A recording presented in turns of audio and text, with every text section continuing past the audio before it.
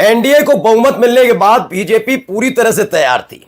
सम्राट चौधरी और विजय सिन्हा दोनों ही मुख्यमंत्री बनने का सपना भी देख रहे थे। आज नहीं तो कल मुख्यमंत्री तो बनेंगे, लेकिन इन सब के बीच जिस व्यक्ति को पूरे चुनाव के दौरान और चुनाव से पहले मानसिक रूप से अस्वस्थ घोषित करके कुर्सी पर कब्जा करने की कोशिश बीजेपी कर रही थी, आखिर में उन्होंने ही गच्चा दे दिया। जी हां, मैं बात कर रहा हूं नीतीश कुमार की। नीतीश कुमार ने कुछ ऐसा कर दिया है जिसके बाद बीजेपी में हड़कंप है। जनता दल यूनाइटेड के वो कद्दावर नेता जो जेडीयू में नीतीश कुमार से ज्यादा मोदी शाह की सुनते हैं, उन्हें फौरन ही तलब कर लिया गया दिल्ली कि ये क्या कर दिया नीतीश कुमार ने। जी हां, आज की बहुत बड़ी खबर दिखा रहा हूं। नीतीश कुमार ने आखिरी वक्त में राजभवन के अंदर कुछ ऐसा किया जिसने दिल्ली तक हड़कंप मचा रखा है। तो वही खबर दिखाऊंगा, दूसरी भी दिखाऊंगा कि जब हमलावर छूटते हैं, बरी होते हैं, तो किस तरीके से उत्साह मना जाता है। और यह सब रामराज वाली सरकार में होता है।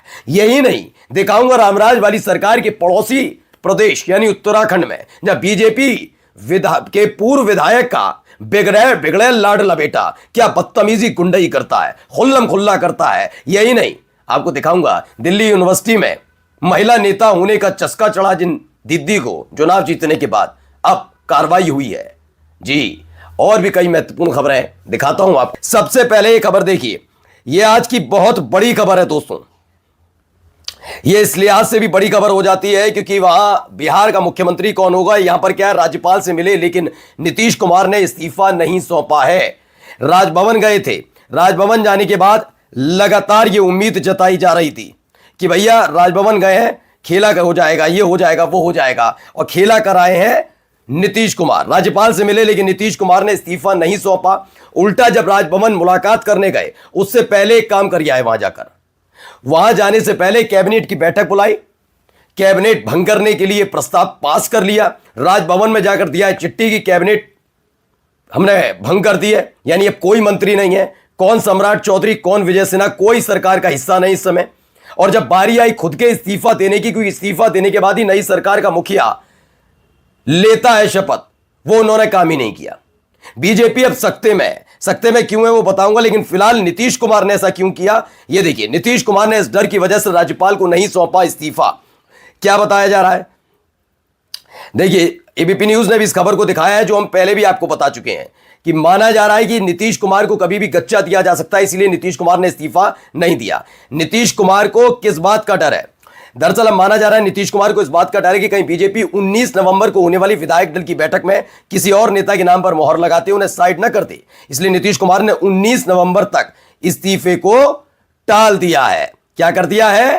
टाल दिया है कि मैं इस्तीफा नहीं दूंगा 19 नवंबर तक, यानी कल तक अब वो इस्तीफा नहीं देंगे। एक दिन पहले जाकर कैबिनेट भंग कर आए सम्राट चौधरी, जो हमेशा उन पर नजर रखने के लिए लगाए गए थे, बेचारे वो भी बेबस है। अब जब भी नीतीश कुमार राजभवन जाएंगे तो किसी भी दबाव के बिना वो अकेले जा सकते हैं। सम्राट चौधरी की मौजूदगी अब जरूरी नहीं होगी। पहले सम्राट चौधरी उप मुख्यमंत्री के नाते हमेशा नीतीश कुमार के साथ रहते थे, लेकिन अब ये होने नहीं जा रहा। बीजेपी में हड़कंप है, कहीं ऐसा ना हो खेला हो जाए। क्यों कह रहा हूं? क्योंकि देखिए एक और खबर निकल कर आई इसी बीच। खबर यह है, करारी हार के बावजूद बिहार में सरकार बनाना चाहती है कांग्रेस। शपथ से पहले नीतीश कुमार को ऑफर दे दिया है। नीतीश कुमार को ऑफर दिया गया है कि आइए हमारे साथ। हमने आपको आंकड़ा भी दिखाया था, 85, महागठबंधन 35, आंकड़ा 120, और इसके साथ 5 एआईएमआईएम, और एआईएमआईएम ने भी अपनी तरफ से कह दिया कि वो सरकार में शामिल होने के लिए तैयार है। बस आप नीतीश कुमार को मनाइए। नीतीश कुमार के सामने दिक्कत क्या है? नीतीश कुमार के सामने सबको पता है, वो जानते हैं कि अगर मजबूरीवश, क्योंकि 85 सीटें आई हैं और उनके बिना महागठबंधन की सरकार क्या है, एनडीए की सरकार नहीं बन पाएगी, तो ऐसे में वो जरूरी है। तो हो सकता है अभी फौरी तौर पर मुख्यमंत्री बना दे, लेकिन आगे जाकर महीने, 2 महीने, 3 महीने, 4 महीने बाद जो समय मिलेगा पर्याप्त बीजेपी को, तो क्या उन 85 विधायक जो जेडीयू के जीते हैं उन्हें तोड़ने की कोशिश बीजेपी नहीं करेगी। और अगर उनमें से आधे विधायक भी तोड़ लिए तो ये जानते हैं नीतीश कुमार कि कुर्सी भी जाएगी और पार्टी भी टूट जाएगी। तो वो भरोसा चाहते हैं। पहले मैं ये नहीं कह रहा एनडीए की सरकार बनेगी नहीं बनेगी, नीतीश कुमार इस्तीफा देकर एनडीए की सरकार में मुख्यमंत्री बनेंगे नहीं बनेंगे, लेकिन ये बात भी सच है, बीजेपी इस कदम से बेचैन हो गई कि राजभवन गए इसलिए थे कि इस्तीफा देकर आए, लेकिन इस्तीफा दिया क्यों नहीं। अगली खबर देखिए, यहां क्या हुआ, एक वीडियो आई है सामने, पहले वीडियो।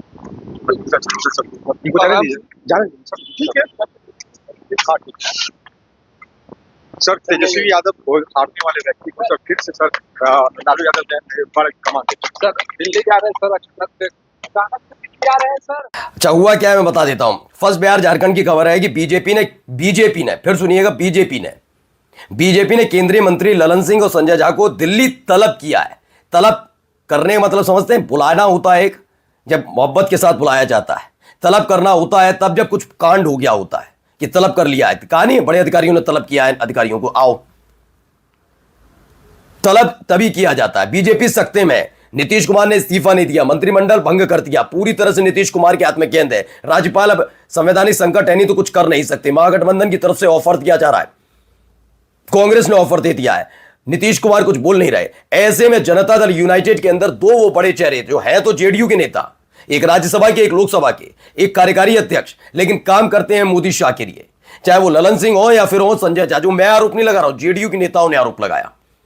अब उन्हीं को बुलाया गया, क्या करवा दिया। देखिए, सरकार के गठन से पहले बीजेपी ने उन्हें बुलाने के लिए चार्टर्ड प्लेन भेजा और यह पहले से तय नहीं था। नीतीश कुमार के इस्तीफे नहीं देने की खबर के बाद फौरन आनन फानन में भेजा गया चार्टर्ड प्लेन की भैया लेकर आओ इन दोनों को, क्या कर रहे हैं। इन दोनों की रिस्पॉन्सिबिलिटी थी कि नीतीश इधर उधर ना जाए। अब तो सम्राट चौधरी भी नजर नहीं रख पाएंगे। अमूमन आपने नीतीश कुमार के साथ सम्राट चौधरी को देखा होगा, वो अपना काम करे ना करे नीतीश कुमार पर नजर रखते थे। लेकिन अब वो भी बेचारे मंत्री रहे नहीं, कैबिनेट भंग हो गई तो कौन नजर रखेगा, इस लिहाज से। अब आइए अगली खबर दिखाता हूं। पहले ये वीडियो देखिए, यहां क्या हो रहा है। ये रामराज की तस्वीर देख लीजिए।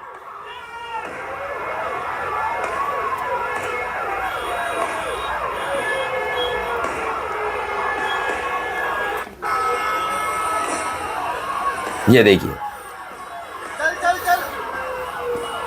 किठौर में हो रहा है। ये बड़ी नैतिकता आजकल मैं देख रहा था कि आरएलडी के नेता हैं, एक दो प्रवक्ता बड़ी बड़ी बातें करते हैं। ये क्या हुआ देखिए। सपा सरकार में कैबिनेट मंत्री रहे शाहिद मंसूर और उनकी फैमिली पर 25 साल पहले जानलेवा हमला हुआ। आरोपी वर्तमान में आरएलडी जिलाध्यक्ष मतलूब गौड़ के 4 भाई थे। चारों को कल हाईकोर्ट से बेल मिली। इसी खुशी में सैकड़ों गाड़ियों का जुलूस निकाला गया, आतिशबाजी हुई। फिलहाल मेरठ पुलिस ने कई गाड़ियां पकड़ी हैं और 15 लोगों को गिरफ्तार कर लिया है। नैतिकता देखिए। आरएलडी के नेता भी जयंत चौधरी बड़ी बात कर रहे थे। उनके नेता कह रहे हैं कि बहुत पढ़े लिखे हैं, हम अच्छे नेता देंगे। आरएलडी वाले कह रहे थे। अब देखिए हालत ये है। यही नहीं, अभी ये भी देखिए, यहाँ बड़ी बड़ी बातें होती है ना बीजेपी के नेता। देखो बीजेपी नेता के लाडले की हरकतें देखिएगा। ये देखिए हरकतें,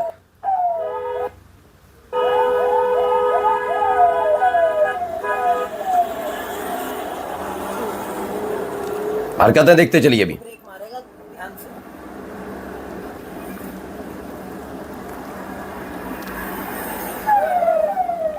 पुलिस वाले भाग रहे हैं ना उसके पीछे। कौन है? हाँ देखो कौन है ये, देखो।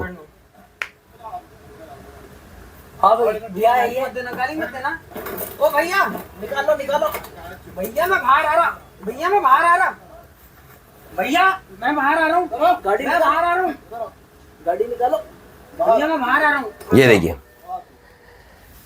क्या हुआ हरकत। चेहरा ना दिखाओ तो क्या है। लेकिन बताइए, विवेक त्रिपाठी लिखते हैं भाजपा का पूर्व विधायक है कुंवर प्रणव सिंह चैंपियन का बेटा दिव्य प्रताप बिल्कुल अपने पिता पर गया है।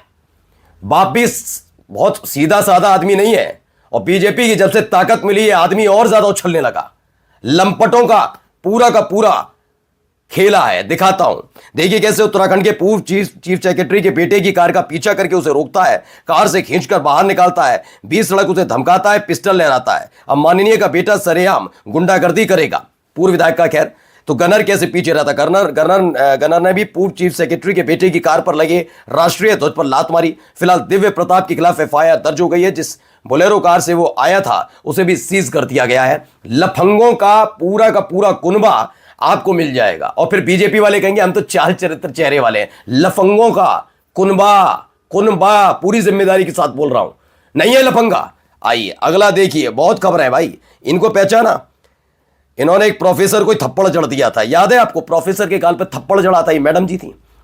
दिल्ली विश्वविद्यालय में भीमराव अंबेडकर कॉलेज में 16 अक्टूबर को हुई हाथापाई प्रकरण के मामले में दिल्ली विश्वविद्यालय छात्र संघ की संयुक्त सचिव और एबीवीपी की सदस्य दीपिका झा के खिलाफ कार्रवाई करते हुए उन्हें 2 महीनों के लिए निलंबित कर दिया गया। यह कार्रवाई विश्वविद्यालय के प्रोक्टोरियल बोर्ड द्वारा गठित समिति की अनुशंसा पर की गई है। जब इन्होंने थप्पड़ जड़ा था, याद होगा आपको। फिलहाल ये तब भी मानने नहीं थी, मैंने सॉरी कह दिया। अब आइए, यहां पर भी लंपटों का झुंड है जो हिंदू राष्ट्र के नाम पर निकाल रहे हैं पदयात्रा। उनका एक इशारा और गुर्गों की फौज पूरी कूद पड़ती है, और इसको तो पहचानते होंगे दाढ़ी वाले को, लंपट को। जरा देखिए हरकतें। ब्रजवासी मत वाले हो तुम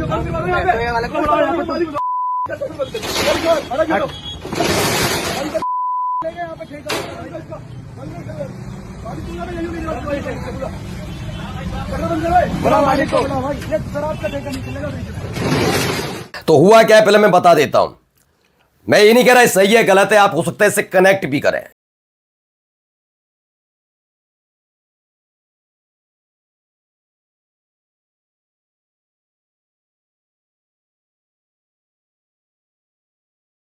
कि हां भाई धार्मिक नगरी है, वहां ये सब चीजें ना हो, ठीक बात है, लेकिन सरकार कर रही है। यानी संतों की सरकार का दावा करने वाली योगी आदित्यनाथ की सरकार फेलियर। उसे सिर्फ पैसों से मतलब है, धर्म से मतलब नहीं। ये मैं नहीं कह रहा, इनके मुताबिक। क्यों? वृंदावन में हिंदुवादी नेता दक्ष चौधरी ने शराब की दुकानें बंद कराई। ओके, धीरेन्द्र शास्त्री ने खुले मन से वृंदावन में शराब बिक्री पर आपत्ति जताई थी, जिसके बाद कुछ लड़कों ने की टीम, ये दक्ष चौधरी तो आप जानते ही हैं, गाजियाबाद और दिल्ली से वृंदावन गई और शराब दुकानों के शटर गिरा दिए। ये जाकर ये लंपटाई करी खुल के। मेरा सवाल यह है कि आपको दिक्कत थी, पुलिस प्रशासन से शिकायत करते, लेकिन नहीं, इन्होंने खुद फैसला लिया। अब यह फैसला योगी आदित्यनाथ की सरकार के खिलाफ है, क्योंकि उन्होंने ही खुलवा रखे हैं। कोई वो थोड़ी ना परचून की दुकान खोल ली हो। शराब के ठेके मिलते हैं, बाकायदा आबकारी विभाग की तरफ जारी होते हैं, सरकार को पैसा पहुंचता है। अब सीधे सीधे चुनौती योगी आदित्यनाथ को दिलवाई जा रही है इन लंपटों के जरिए, देख लीजिए। और जाते जाते एक खबर रोहिणी कोर्ट से भी आई है, जरा देखिए।